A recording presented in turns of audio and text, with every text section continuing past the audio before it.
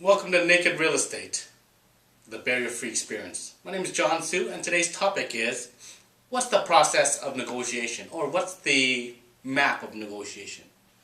Typical real estate negotiation starts with initial offer from the buyer, and usually there's two counters back and forth until there's a final offer, a final price, and then pretty much they agree upon that. That's the typical outlay for a negotiation. So whenever I do negotiations, and if the price, well, in residential real estate, price ranges from 200,000 up to probably about 800,000. Whenever I'm doing negotiations, if I realize the price gap is just too far apart, say we're like 50 grand apart, I just kill the deal and stop wasting time on one of the first few counters, on the first counter.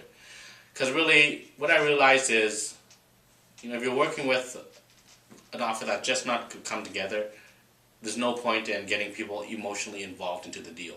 It's better to make it a smoother experience to just kill it, right?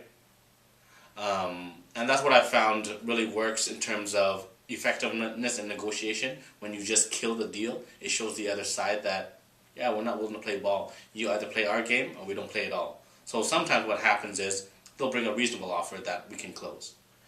And what I realized is when you kind of play hardball that way, they're either going to do one of two things: play your game or not play your game. And typically people who don't want to play your game aren't motivated enough to do what you want to do, or they don't want to do what you want to do.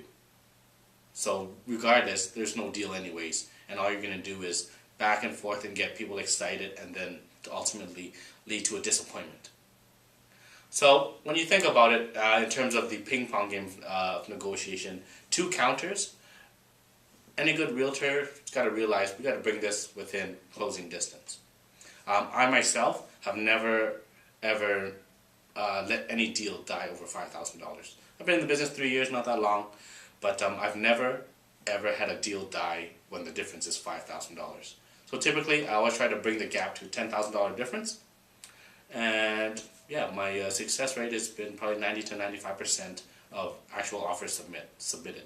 A lot of the times I don't submit bullshit offers. I'll just tell the client straight up, it's not happening. Unless they give me something that I think is possible, that they could work.